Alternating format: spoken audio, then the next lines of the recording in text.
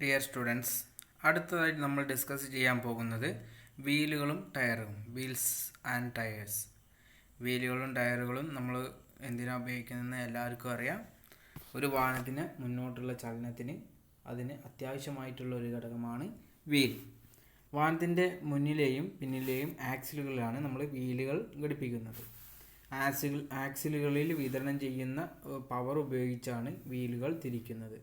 നമ്മുടെ എഞ്ചിനിൽ നിന്ന് വരുന്ന പവർ പ്രൊപ്പൽ ഷാഫ്റ്റ് വഴി, നമ്മൾ ഡിഫറൻഷ്യൽ വഴിയോ നമ്മൾ ആക്സിൽ ഷാഫ്റ്റ് വഴി നേരെ വീലുകളിലേക്ക് എത്തിയിട്ട് ആണ് വീലുകൾ തിരിയുന്നത്.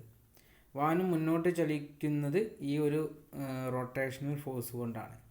ഓക്കെ, നമ്മൾ വാഹനത്തിൻ്റെ പവർ, എഞ്ചിനിൽ നിന്നുള്ള പവർ ഉപയോഗിച്ചിട്ട് നമ്മളുടെ വാഹനം മുന്നോട്ട് ചലിക്കാൻ വീല് എന്നൊരു ഘടകം അത്യാവശ്യമായിട്ടുള്ള ഒരു ഘടകമാണ്. വീലുകൾ വാഹനത്തിൻ്റെ ഭാരത്തെ വഹിക്കുകയും കൂടാതെ റോഡ് ഷോക്കുകളെ ആഗിരണം ചെയ്യുകയും ചെയ്യുന്നതാണ് വീലുകൾ.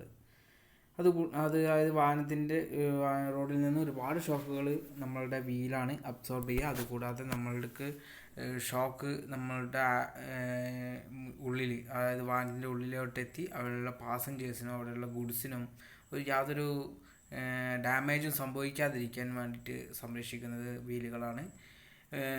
അപ്പോൾ വീൽസ് നമ്മൾ ഈ കാണുന്നതാണ് ഒരു വീൽ എന്നുള്ളതുകൊണ്ട് ഉദ്ദേശിക്കുന്നത്.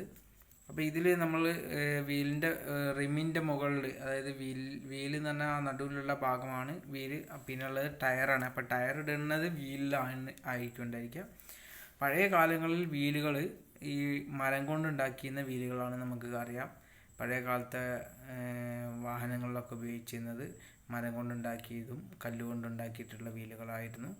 അതിനുശേഷം മെറ്റൽസ് ഉപയോഗിക്കുന്ന വീലുകൾ തുടങ്ങി. അങ്ങനെ മാറ്റങ്ങൾ വന്ന് ഇന്ന് അലോയ് വീലുകളാണ് ഏറ്റവും കൂടുതലായിട്ട് കണ്ടുവരുന്നത്. അലോയ് വീലുകളാണ്. ബൈക്കിലൊക്കെ നമ്മൾ നോക്കിക്കഴിഞ്ഞാൽ സ്പോക്ക് വീലൊക്കെ മാറി ഇപ്പോൾ അലോയ് വീലുകളിലേക്ക് എത്തിക്കഴിഞ്ഞു. അതുകൂടാതെ ഇന്ന് പഴയ കാലത്തെ ടയറുകളല്ല, പുതിയ കാലങ്ങളിലുള്ള സെൽഫ് ഇൻഫ്ലേഷൻ ടയറുകളും അങ്ങനെയുള്ള കുറേ കാര്യങ്ങൾ നമുക്ക് ഈ മോഡ്യൂളിൽ പഠിക്കാം. അപ്പോൾ ഇത് നമുക്ക് പഠിക്കാൻ പോകുന്ന മോഡ്യൂളാണ് വീൽസ് ആൻഡ് ടയേഴ്സ്. അടുത്ത് നമ്മൾ ഡിസ്കസ് ചെയ്യുന്നത് ഒരു നല്ല ടയറിന് വേണ്ട പ്രോപ്പർട്ടീസാണ്. Properties of a good tyre.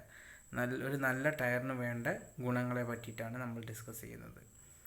Driving, breaking തുടങ്ങിയ ടോർക്കുകളെ വഹിക്കുവാനും വാഹനഭാരത്തെ താങ്ങാനുമുള്ള ശേഷി ഉണ്ടായിരിക്കണം. ഇവിടെ നോക്കുക, ഡ്രൈവിംഗ് ടോർക്ക് എന്ന് പറഞ്ഞു കഴിഞ്ഞാൽ നമ്മൾ എഞ്ചിനിൽ നിന്ന് വരുന്ന തിരിവ് ബലം, അതിനെയാണ് ഡ്രൈവിംഗ് ടോർക്ക് എന്ന് പറയുക. അതുകൂടാതെ ബ്രേക്ക് എന്ന് പറഞ്ഞാൽ നമ്മളൊരു വാഹനം ബ്രേക്ക് ചെയ്യുന്ന സമയത്ത് പെട്ടെന്ന് ആ വാഹനത്തിൻ്റെ ഗതികോർജം, അതായത് ആ വാഹനത്തിൻ്റെ റൊട്ടേഷൻ അവിടെ നിൽക്കുകയും ആ ഒരു നിൽക്കുന്നതിനെതിരായിട്ട് ഡ്രൈവിങ്ങിനൊരു ഫോഴ്സ് ഉണ്ടായിരിക്കും. അതിനെയാണ് ബ്രേക്കിംഗ് ടോർക്ക് എന്ന് പറയുക. അതുകൂടാതെ വാഹനത്തിൻ്റെ ഭാരത്തെ താങ്ങി നിർത്തണം. അപ്പോൾ വാഹനത്തിന് നല്ല വെയിറ്റ് ഉണ്ട്. ആ വെയിറ്റ് നമ്മളുടെ താങ്ങി നിർത്തുന്നത് ആരോന്ന് വെച്ച് കഴിഞ്ഞാൽ വീലുകളാണ്. അപ്പോൾ അതിനുള്ള ശേഷി ഉണ്ടായിരിക്കണം. അപ്പോൾ ഇതാണ് ഡ്രൈവിംഗ്, ബ്രേക്കിംഗ് തുടങ്ങിയ ടോർക്കുകളെ വഹിക്കുവാനും വാഹനഭാരത്തെ താങ്ങി നിർത്താനുള്ള ശേഷി ഉണ്ടായിരിക്കണം.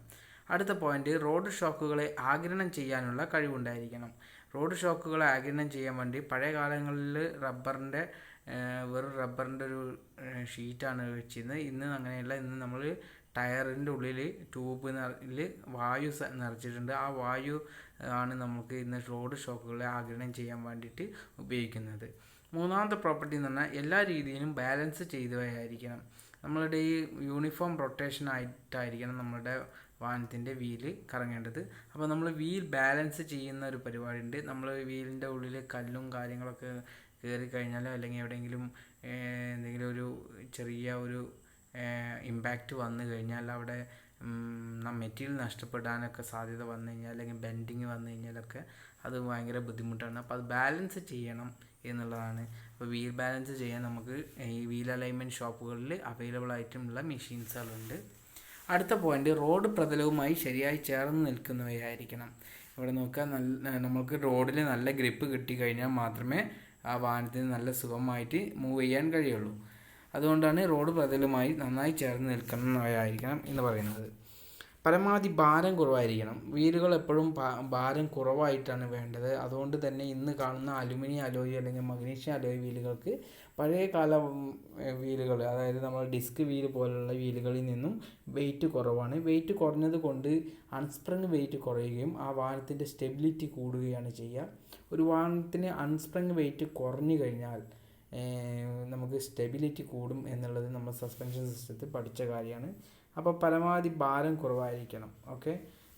പിന്നെ പെട്ടെന്ന് അഴിക്കുവാനും തിരികെ ഘടിപ്പിക്കുവാനും കഴിയണം. നമ്മളൊരു വീല് അഴിക്കാൻ നമ്മൾ വലിയ ബുദ്ധിമുട്ടൊന്നും വരരുത്.